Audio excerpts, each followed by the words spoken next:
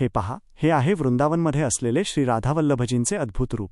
ही काही साधारण मूर्ती नाही, तर खुद्द भगवान शिवशंकरांनी ती आपल्या हृदयातून काढून साक्षात एका ब्राह्मणाला दिली होती. आणि इथूनच सुरुवात होते राधावल्लभ संप्रदायाची, ज्याच्याशी पूज्य प्रेमानंदजी महाराज यांसारखे मोठे संत आणि संन्यासी जोडलेले आहेत. चला जाणून घेऊया यामागचे रहस्य. ही कथा सुरू होते उत्तर प्रदेशातील देवबंदमधून. तिथला एक ब्राह्मण भगवान शंकरांचा खूप मोठा भक्त होता. आपल्या भक्तीच्या जोरावर तो कैलास पर्वतावर पोहोचला आणि कठोर तपश्चर्या करून त्याने भोलेनाथांना प्रकट व्हायला भाग पाडले. जेव्हा भगवान शिव प्रसन्न झाले आणि वरदान मागायला सांगितले, तेव्हा त्या चतुर आणि ज्ञानी ब्राह्मणाने विचारले की, हे भोलेनाथ, जी वस्तू तुमच्या हृदयाच्या सर्वात जवळ आहे आणि तुम्हाला सर्वात प्रिय आहे, ती कृपया मला द्या.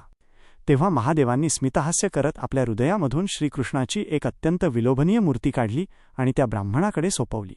भगवान शंकरांनी सांगितले की, ही दिसायला जरी कृष्णमूर्ती असली तरी ती साधारण नाही.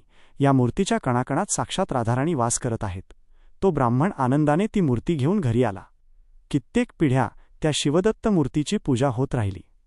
16वे शतक येता येता ही पवित्र मूर्ती त्याच वंशातील आत्मदेव नावाच्या ब्राह्मणाकडे आली, जो आपल्या पूर्वजांच्या नियमानुसार पूर्ण निष्ठेने तिची सेवा करत होता. त्याच काळात श्री राधाराणींचे परमभक्त श्री हित हरिवंश महाप्रभू संन्यासाच्या मार्गावर असताना वृंदावनकडे जात होते. वाटेत रात्रीच्या वेळी त्यांना स्वप्नात साक्षात राधाराणींचे दर्शन झाले.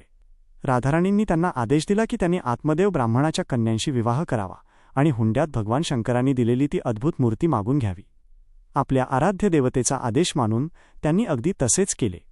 विवाहांतर हुंड्यात मिळालेली ती चमत्कारी मूर्ती घेऊन ते वृंदावनला आले आणि यमुना नदीच्या काठावर तिची स्थापना केली.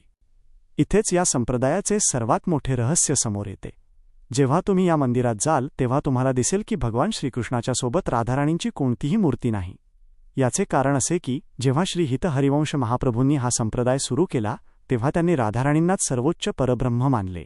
त्यांचे असे मत होते की राधाराणींचे रूप इतके अलौकिक आहे की ते कोणत्याही दगडात किंवा धातूच्या मूर्तीत बांधले जाऊ शकत नाही.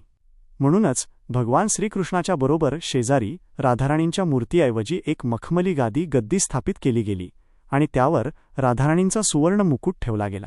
अशी मान्यता आहे की या मूर्तीमध्ये भगवान श्रीकृष्ण आजसुद्धा आपल्या तिरप्या नजरेने शेजारी बसलेल्या त्याच अदृश्य राधाराणींकडे पाहत असतात. आजही हे पवित्र मंदिर वृंदावनमध्ये आहे, जिथे या दिव्य मूर्तीचे दर्शन मिळणे अत्यंत दुर्मिळ आणि भाग्याचे मानले जाते.